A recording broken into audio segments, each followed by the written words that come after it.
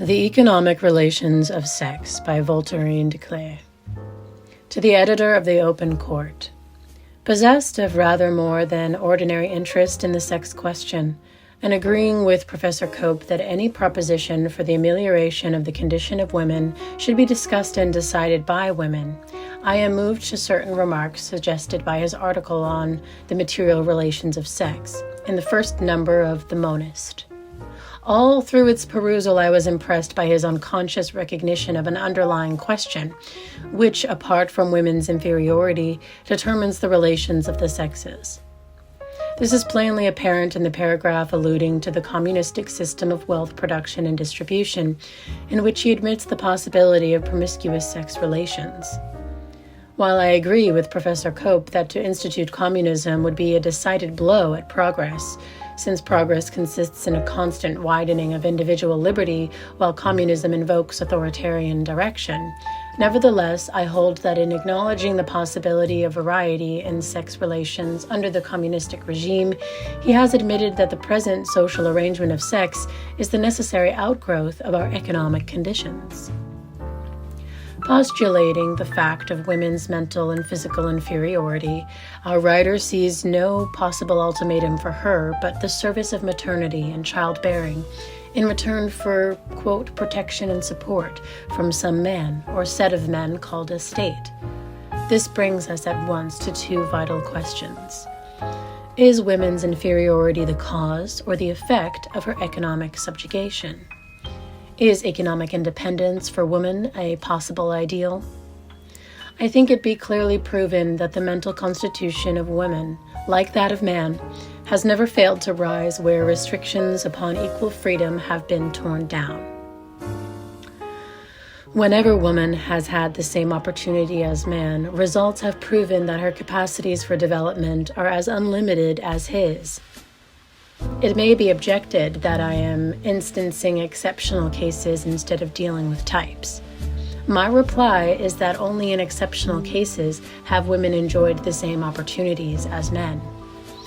Yet these cases are sufficiently numerous to warrant the conclusion that nature affords no insuperable obstacle to sex equality in brain, and that inferiority in the typical woman must be regarded as the result of her dependent economic condition, created by the artificial restrictions of man.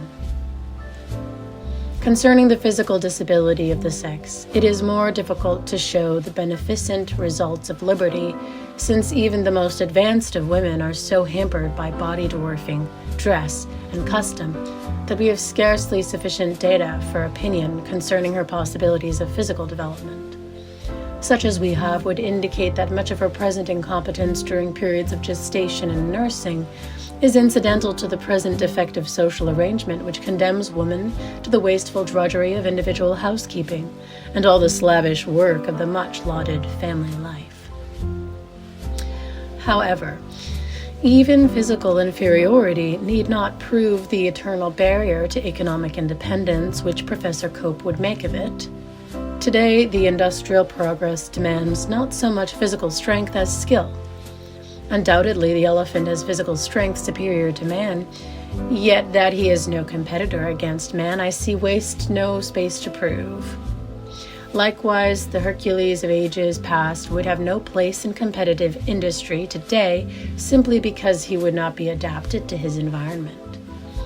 Granting the present physical disability of woman, it by no means follows that with equal opportunity, she would be unable to compete with man in the fields of productive industry. Indeed, one general complaint of the working men is that they are competing, and by the law of the survival of the fittest, have already driven men out of several branches of employment, such as textile fabrics, shoemaking, etc. No great amount of strength is required, but skill and patience. And it is the universal testimony of the overseers that women are equally skillful and more reliable. There is a class of economic reformers called Anarchists who contend that with opportunity to exploit nature thrown free to the human race, the hours of labor would be so reduced as to enable one to produce sufficient to satisfy all his needs by 3 hours' work per day. This, with our present machinery, the possibilities of further reduction being left to further developments. They also contend that such freedom must necessarily result in constant labor demand, thus securing the laborer against the present nightmare of involuntary idleness. Under such conditions, bearing in mind that the ever-increasing displacement of physical strength by machinery keeps reducing the physical burden of productive labor, women's economic independence becomes a realizable ideal, and the whole matter of sex association changes. When woman comprehends her independence, marriage will no longer be a matter of protection and support, which Professor Cope declares is the basis of monogamic wifehood. It will become a matter of mutual cooperation, based, let us hope, on something higher than the sale of the powers of motherhood, and demanding the same standard for men as for women. Whether monogamy or variety will then obtain depends on which of these systems produces the higher type of humanity. At present, it is impossible to decide, since without the independence of women, there can be no equality, and without equality, no true adjustment of sex relations.